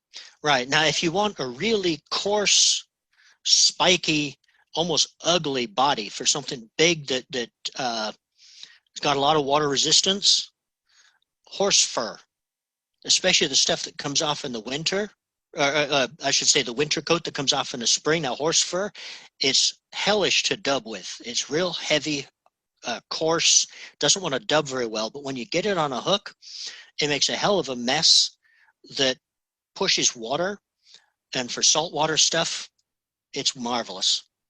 That also sounds like that might be good for pike and muskie. Hadn't thought of that. Those are we don't have those around here. Boy, I was going to jump in and say that, like something like a big nasty stonefly. If you get say a nice dark Mustang or something like that sheds pretty well. Yeah. Maybe like a real beefy body on some like number 6 stonefly in Montana in November or something. And the beauty of horsehair is it comes in all horses in general. They come in all kinds of colors. Right. And it can be mixed and matched and blended. I mean, yeah. So. Well, gentlemen, I'm on the East Coast. I have to be out of the bed at 4 a.m. So I'm going to get off here. Andrew, thank you very much. I really, really like this. And Brent, appreciate you always getting stuff like this for us. It's awesome. It was my pleasure. I'm glad you enjoyed it. Yeah, that's definitely we really enjoy doing stuff like this.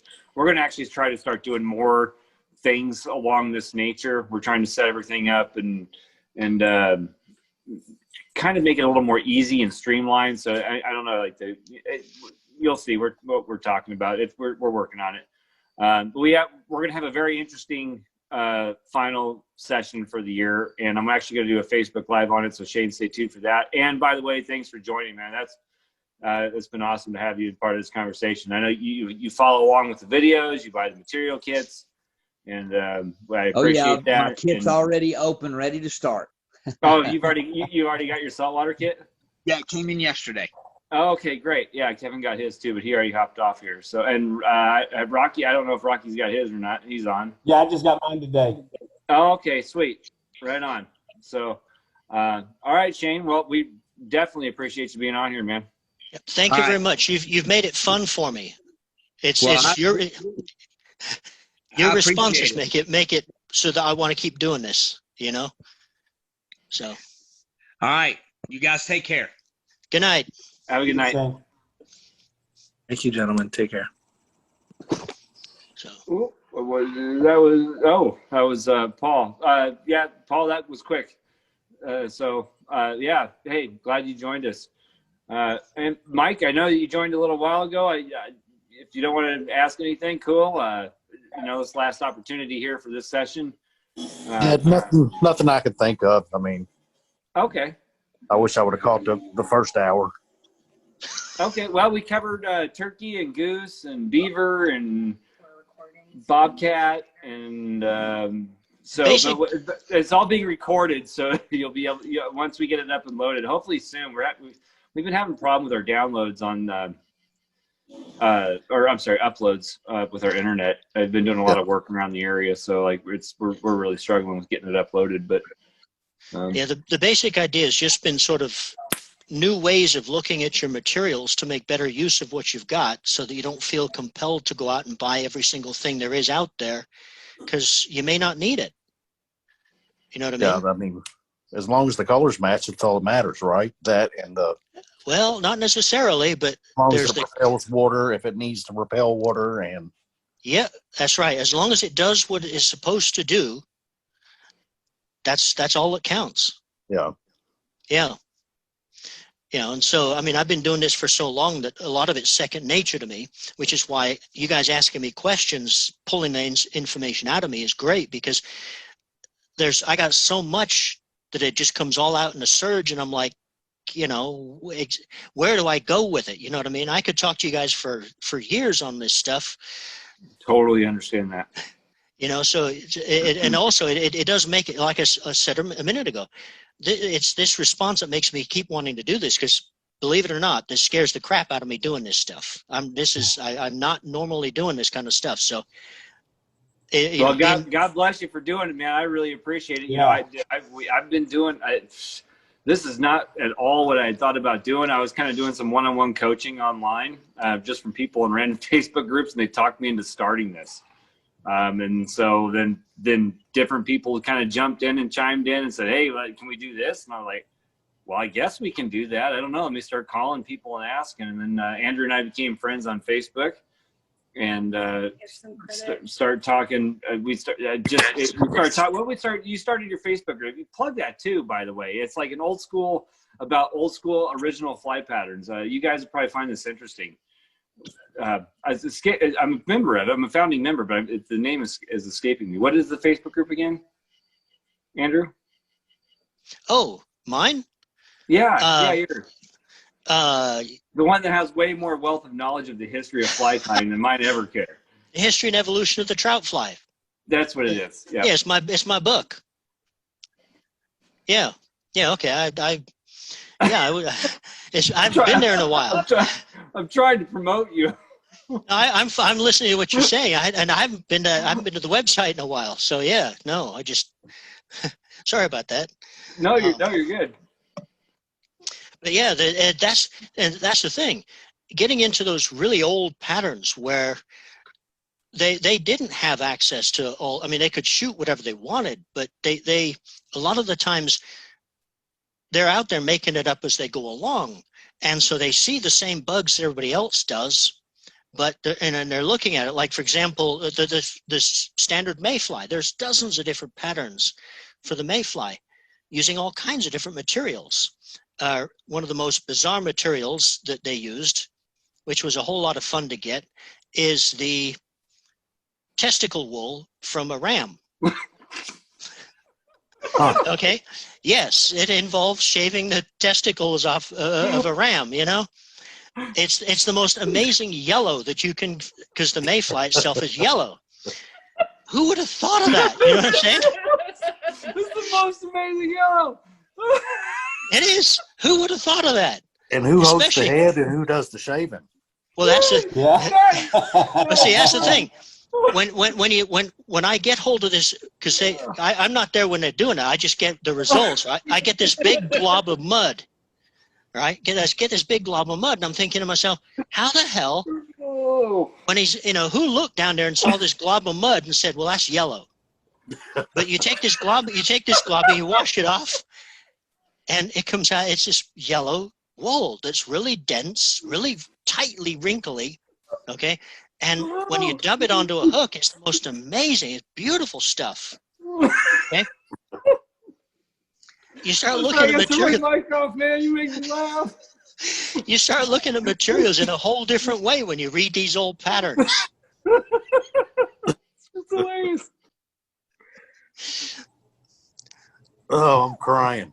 It's funny. I think I'm better now, man. It's like you wrote that down, practice saying that to me. I was like, that was hilarious. So sorry, I had a laughing breakdown.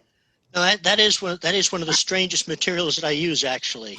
Is- Never even heard of it. Yeah, that's pretty strange. yeah, but and it in itself is actually a substitute, because the material, if you go all the way back as far as I've been able to trace that pattern, the first yellow that they used was the throat patch on a pine marten. Okay. Well, What is a pine marten? I don't know. A pine Forgive me, marten I- is okay. It's Pine kinda marten like is a an mink. animal that looks like a weasel or a mink. Okay. Okay. And the problem with them is that while they all have a pale patch at their throat, not all the time is it yellow. Sometimes it's just white. And sometimes it's not really yellow, it's orange. It's extremely variable. So you may get your friend up in Scotland to shoot you a pine marten. He sends it down to you, and it's not the right color. Okay. How many is he going to shoot before you get the right yellow? Okay. Yeah, I see her back there. Oh. Hi. We How have to many- give her credit too. My technical sports here.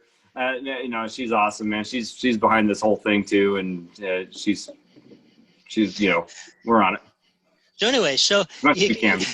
you got this, and back then they're not in. I mean, their method of dyeing, they didn't have the serious chemical dyes we have today. Those didn't come about until the late Victorian, and we're looking back at the 1600s and 1700s. Okay, so to get a nice yellow, they'd have to dye it in onion skin with turmeric and other things like that, which will do it, but it's never quite good enough. And then somebody came along and looked at a ram and said, yellow. That's it. How the hell did they? Yeah, it's amazing stuff. And it's got this That's funny. transparency to it. It's got this, yeah. It's like What can I say? That scrotum's hair right there is like, dude, that's got mayfly all over it. Yeah, somebody, you can imagine I don't see it. I don't see some it. Is there mayfly there? Some 17th century like, gentlemen are standing there saying exactly that. Tie it onto a hook. Yep, some 17th century gentleman saying exactly that. Just oh my Right, God. yeah. And I'm telling you, I'm the guy that he's with. It's like, what? What are we doing?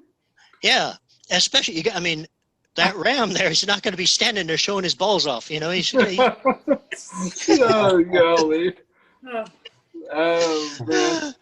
oh, we're getting silly here. No, seriously, more people need to join these conversations. It gets kind of funny in the second hour too of the classes too. Because like sometimes there's like one or two people in there, and we tie the same fly like 3 times. In the second hour, we get all crazy and do something, make jokes and whatever. So it's totally par for the course of what we're doing here. We're having fun. Okay, and if the stuff was not in the room next door, I'd actually go get it and show it to you, because it's that good stuff. But no, I'd have to put the camera down and stuff. But what can I say? So, Well, I don't know. That was awesome. It was like a crescendo there. it goes along with that urine burned fox. Okay, that fur, the real stuff, and I've got that bag I showed you. That fur came from the vulva of a female fox. Okay, and when she's in heat and urinating and stuff, it burns that fur, that kind of a pinkish color. That's what it's from. Okay, now who would have thought that? I don't know. Yeah, that's why we're at. We weren't really asking you about all this. No, but it is one of those materials that it's one of those things. It's a fly tying material, and it's actually really interesting. But it's a lot of it's just kind of crazy. Like like you were saying, like whoever thought to do this, and let's blend these colors by burning this fur with that fur, and whatever. It's that's nuts. That's it right there. Okay. Yeah, that's not what I'm going to be sticking my, that's not what I'm going to be licking either. You know, Come I mean, on. well, Wrap it actually, out on us. You're talking about turkey tail and vulva. No, lick something. Let's see the translucency. No, I'm just kidding. No. there you go. No, that was awful. No, I was just kidding. Now, I do actually have, hang on a sec. This is the fly. Here you go. Oh, that's cool. That's it. There it is. Back Right it up. Back it up just a little bit. Oh, right there. You kind of see it all. Yeah. You got it? Yeah. What did you use for the wing on that? Lemon wood duck. Lemon wood duck. Okay, cool. Yeah. That's a blue dun hackle, natural blue dun hackle, and a lemon wood duck, and urine burned fur, or urine burned fox fur for the body. Cool. And I think there's a light Now, Cahill, isn't it? Does that fox fur shed water pretty well when you dub it like that? Oh, yeah, yeah. I mean, you saw how hard it was to get it wet. Okay. Okay. Well, I was I just curious. I hadn't really thought about using it fox fur for dry fly dubbing, to be honest with you. Oh, yeah, yeah. It's lovely stuff. Now, the thing I'm about gonna try that. the thing about fox fur, I can't show you on this piece because it's just one color, but you get a good piece of fox hide and you'll have at least 3 or 4 different layers. The closest thing I can show you is something like, okay, you see how on this muskrat face, you've got the dark portion right here, you've got a light portion, and then you've got the guard hairs, okay? You can adjust the color of what you're dubbing by either leaving this light portion in or adjusting the ratio of the light portion to the dark portion, or just taking one or the other, leaving the guard hairs in. You can do the same thing with the fox, okay? If you want a blue body, you just cut the blue part off, or you can, you know what I'm saying? You can mix and match. Fox is wonderful for that. It's another one of those must-have furs.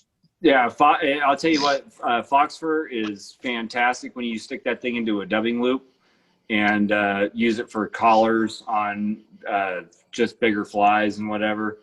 Yep. I'm not sure if you can stack it or not. Can you stack fox fur? I don't know. I've never tried. I've always thought it'd be like a little too loose. Maybe like hand stack it, maybe the best you can. I don't know. Yeah, I've never tried it.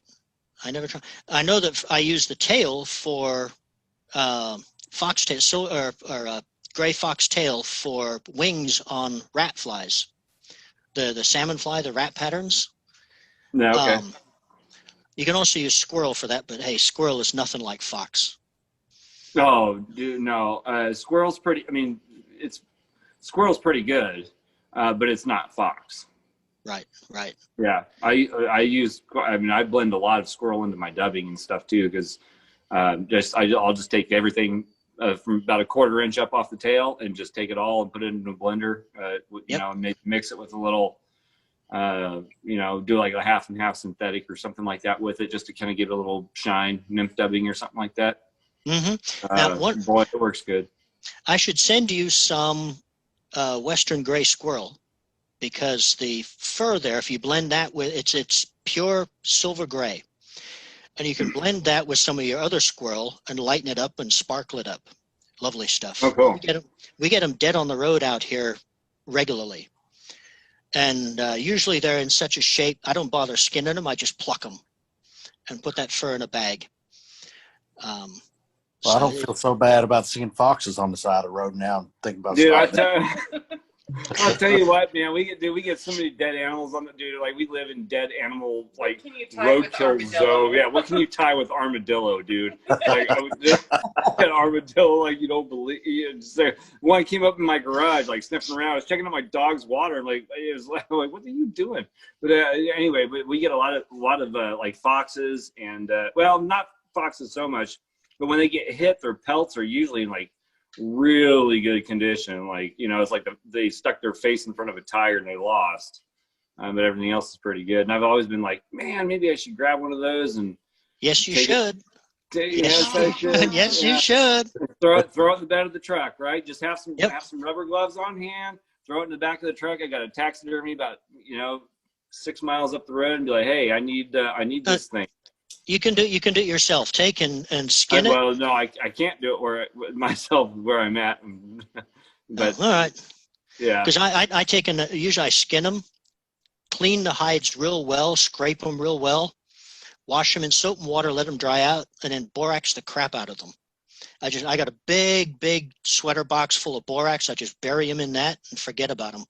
All that sodium and the borax draws out the moisture. Yep. And when I finally get back to them, usually it's 6 months or a year later when I remember, when I'm putting something else in that box, it's like, oh, that's where that fox fur went or that squirrel went.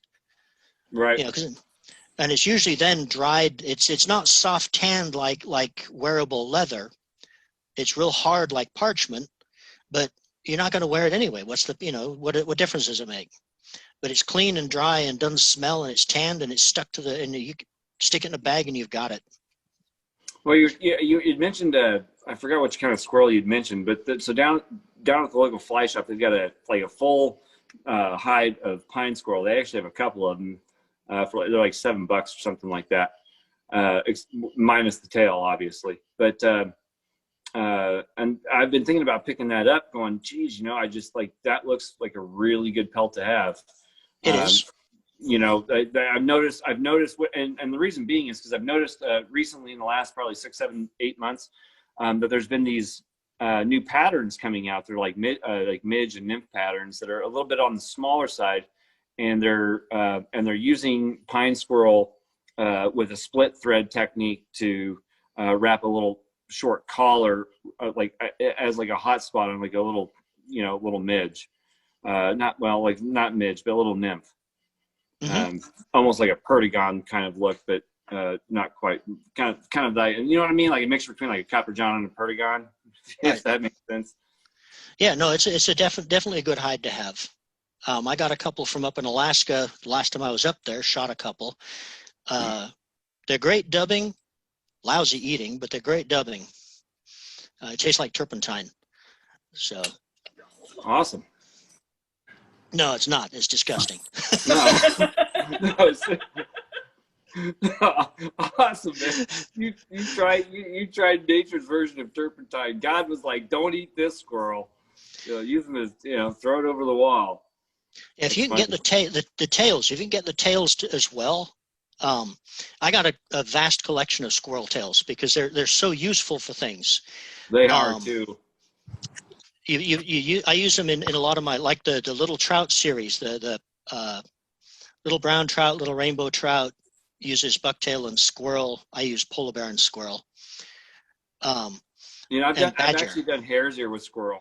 Just don't I don't know what you call it, squirrel tail, I guess. Yeah. But No, it's a hare's ear pattern just using squirrel. Total squirrel. Yeah. It's one of those things where you know what you want to do with you. I mean, you want to get a nymph that does a certain function. It's got a certain look to it. It doesn't matter. It doesn't matter what you tie, what material you use, just so long as it does what it needs to do. And the squirrel is a wonderful thing to do that with. This area Good here in replacement. Pennsylvania, there's solid black squirrels. That's one that I want. That is one that I want. There wouldn't be any. If I was down there, I'd have a couple. I promise you, I'd have a couple. You make it sound like you're going to the bar. Like, I'll take a couple black squirrels. Yeah, I'm looking for natural black and couple. I'm looking for natural black and natural white. Yeah, I I'll tell get a you, actually, couple, I'll natural send you white. I'll some. tell you what. Thank you. Just last spring, I was driving down the road within a week apart, and I saw that was the first time I'd ever seen a total white squirrel. It blew me away. It was like middle of the day, and there was no doubt it was like just a regular old kind of fox squirrel, but it was like totally albino. But then somebody said it can't be albino because of whatever reason, even though they are totally white. I guess they're like whatever they are. I don't really know the whole genealogy of squirrels, but Right. But it was pretty neat. And then I saw about a week later, I saw another one that had like a gray face and the rest of the body was white, which I was like, wow, there's like something going on here with white squirrels. Never seen it before. I've seen black squirrels, but never a white one. Blew me Well, away. if he ends up dead on the road, grab him, because you can do the fur is going to have all the texture and everything that you want. But being white, you can dye it any color you like, and you suddenly have an unlimited palette in terms of color. You know what I'm saying? You can do Yeah, it. oh yeah, no, I absolutely do. Yeah, I was actually sitting there kind of pondering like how valuable is it being just completely white. I mean, like, what could I do with it just being white as natural? I don't know. I thought about it for 30 seconds, didn't come up with anything good. And then you said dyeing it, and I'm like, oh man, like, gee, that's like a one-shot deal. Well, that tail also, you've got those. I mean, Well, squirrels. that's what I'm talking about. Yeah, the tail. Well, I'm talking about the whole animal. I'm talking Yeah, about the well, whole animal. That fur. I mean, that fur. Okay, that the texture of the fur. You just have to get a couple of squirrel hides, and you'll see what I'm talking about. It's amazing texture that they've got. So, but yeah, all black and all white. The two squirrels I don't have. Fox squirrel is amazing. You have them down there. They come in a variety of different colors from what I understand. We just have the ones up here that are orange. They were introduced up here a while ago, and they're bright orange. Amazing tails, especially for, again, the Little Trout series. Yeah. So I've got pretty much an unlimited supply on gray and fox squirrel tails. So yeah, we have those. We've got the Eastern gray, we got the Western gray, and we got the fox squirrel. And those buggers are always showing up dead on the road up there. Whenever one shows up, I grab it and pluck every it. day. Yep, grab it and pluck it. So. Yeah, I was more interested in pine squirrel because I don't have any of that. I've got gray and foxtail, but I don't have any pine squirrel. So I'll have to pick up that skin. It looked really interesting. It's like one of those things. It's like, I'm going to buy this, and 2 years from now I'll figure out what to do with it. Well, you make nymphs out of it. Well, no, I kind of get that, but it's just like finding a pattern or using it for a substitute. I mean, I'll play with it at first right away, obviously, and then it'll be put on the shelf, and one day I'll be like, oh, I have that, and this fly is going to look killer with that. There's more room on the shelf. Right. No, there's more room on that shelf, honey. Like, no, seriously. I've got a ton of room up top. I'm starting the migration and remodeling of all of my fly tying material because it's expanding like ridiculously fast. And but that's natural. It does that. It's like the old movie The Blob, where like comes into town and like grabs one person. Well, I'm the guy that grabbed him. Like, I must stop at the fly shop and take all this with me. Yeah. Well, when I was a kid, I didn't have that kind of money, so I'd go down to the I'd go down I to don't the have that furry. kind of money either, but I sure as hell act like it. I go down to the furriers, and I just say, hey, what kind of scraps you got? And that's where all this stuff came from: beaver, mink. Mink. There's this thing that vets do. I guess PETA collects old fur coats to give to veterinarians to make blankets with for their animals. I got caught up in this about 15 years ago. When I taught this woman to tie flies. I gave her some fly tying lessons, and she was supposed to pay me, but didn't. And so she came back later with these two enormous boxes of old fur coats. And you want to talk about a variety of fur right there. If you can hook up with that kind of thing, you'll have more fur than you know what to do with. And it's usually fox, mink of all kinds of different colors, rabbit of all kinds of different colors, occasionally skunk and raccoon, and beaver is the usual. That's what I got. And some of it's really strange stuff. That would actually kind of explain how I got this mink, but they said it's not off the hide. And then when I looked at the back of it, it's like, oh, like, is this fake? I mean, it doesn't look fake. I mean, it came from a fly shop, and the fly shop checked it out and said, no, it's real mink. It's just, but they did something to it. Maybe they tried to turn it into a coat or something like that, but I don't know. But it wasn't. The hide's kind of it's pressed and has like a checkerboard kind of rough diamond shape on the inside of it. So I don't know what they did to it. That's a piece of an old fur coat right there. Okay. Yeah. That makes sense now, because the Yeah. guys that gave it to me, like, they had always been straight shooters with me, and they're like, it's free. We got it from this guy, and I was like, okay. Yeah, well, see, what you do is you go, because the vets, the reason I got all this stuff is because PETA has just buried the vets with all of this. They don't want that much fur. They don't need boxes and boxes and boxes. And Right. and the vets are going, what do I do with all this crap? And of course, this lady come along and says, I know somebody who wants this stuff.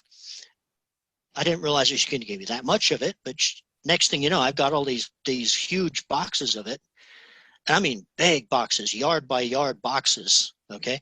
And so, yeah, I ended up cutting most of it up and gave it to the local FFF, and for the kids to learn fly tying with. But yeah, it's a great way to come across furs. That's cool. So That is mystery solved on that one. All right. That's cool. anything else? Yeah, I was gonna say, any other questions? We got last few minutes with Andrew, and we're gonna wrap this one up, and we'll schedule another one for sure, though. Oh yeah. These are fun. Yeah, no, I enjoyed it. I learned a lot from all the conversations. So thank y'all. My pleasure. Thank you. And thanks for making this easy for me. Yeah, we got to do part 2. Everybody start doing research. We need full reports and really put it under the test. I'm I'll gonna look up the whatever football thing. kind of genitalia you can use to tie flies with. Pardon? What was that, Mike? I missed I'm gonna that. research to see what other kind of genitals you can use to tie flies with. That's awesome. Prepared next time. Fantastic. Well, I can Like tell I you, see the juvenile starlings. I can tell you one more. Okay. In the old days, the fly lines were silkworm gut. Okay. The reason it's called gut is because it actually was the ripped out guts of the silkworm caterpillar. They'd rip out the guts and pull it real tight. You can get about 3 feet per caterpillar. And you strip it out and let it dry, and then you can polish it, and that's how they made their fly lines back then. No kidding. Yeah. Yeah, you can actually do it yourself. There's I know a place you can get the silkworm caterpillars, and you can grow them up and do it yourself. I know people that do it. Wow.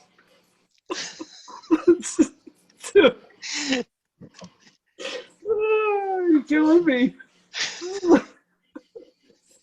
That's awesome though. I mean, like, it's just, again, like, who thought of this? It's like, hey, see this caterpillar? Yeah, well, I'm gonna catch a fish with this. Well, yeah, I'll catch a fish. No, I'm not putting him on a hook. I'm gonna rip him apart and stretch him as far as I can get him. And then I'm gonna grab a bug and stick it at the end of it, and I'm gonna put it in the water. You know, it's too bad Robin Williams died. He could have probably had some fun with that. Well, we can only try, right? Dude, like, no, you know what? That's fascinating knowledge, and I'm down to pass that on. I'm not sure that, you know. I guess if, like, I had subscribed to, like, a whole weekend adventure or something, or like, hey, come make your own, like, the original, I'd be like, okay, I'll try it. But, like, I'm not gonna go out and find a silk caterpillar. And I don't know. I'm not gonna say that I'm not going to now. You You never got me know. You never know. You got me curious. Okay.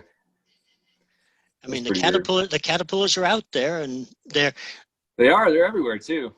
well. There's only certain kind though. You got to use the silk moth.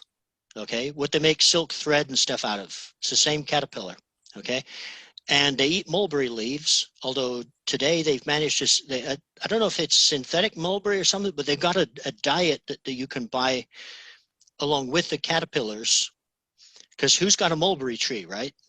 I don't. But you can buy the caterpillars, and you can buy the food to go with them. And I don't know if it's real mulberry leaves or whatever. They figured out how to feed these things to get them to grow up. And I guess what they want them to do is get nice and big to feed to your lizards and your bug eating, that kind of stuff as animal food. But for people who are into the Atlantic salmon flies and want to make their own gut loops for the salmon hooks, they take and grow them up, kill them at the right time, stretch the guts out, and then you take and braid 3 of them or twist 3 of them together if they're the right thickness, and you can make your gut loops for your salmon hooks with them.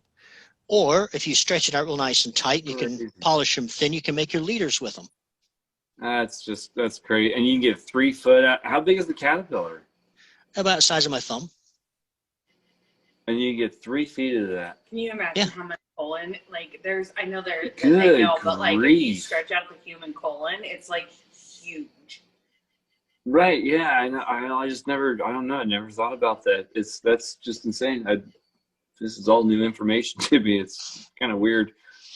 Can't say I wouldn't try it if I had a chance, just to see. Yeah. Just to say I did it. Right. Well, that's the history and evolution of the fishing fly. You know, That's that's pretty part sweet. of it. So, okay. Well, that's pretty sweet. So, well, thanks, Andrew. Appreciate My it. pleasure. My pleasure. Thanks, Very Andrew. much. That pleasure. was a lot of fun, and we're definitely going to get something else set up for, with Andrew again, no doubt. And I kind of give him free rein. He's like, "Hey, let's talk about this," and I'm pretty much like, "Okay, that's cool. Let's talk about this." So he's a wealth of knowledge, and it's great to have you. And thank you again. Thank you. It'd be nice later or next time if I knew what do you guys want? What do you guys want? Anything Wow. That's tough. I imagine it's We'll different do a from. poll in the Facebook group. Yeah, that's a good idea. Let's do a poll in the Facebook group. Okay. Throw a few topics out, and we'll do a poll in the Facebook group. All right.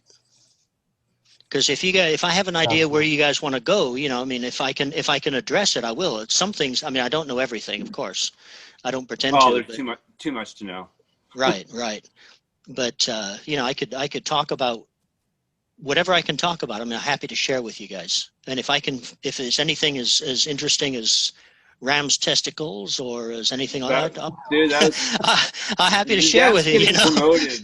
That's so getting promoted. I'm going But, to the zoo. tonight Yeah. in the talk with Andrew, we talked about ram testicles, and people are gonna be like, "What?" And it's gonna be like, "Yeah, I got you," because now you're gonna want to watch it. That's awesome.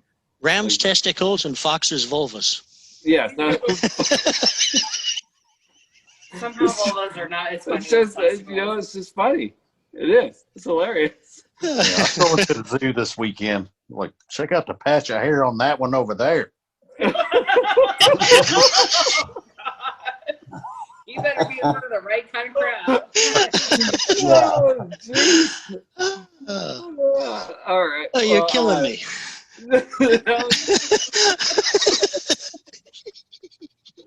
That was awesome.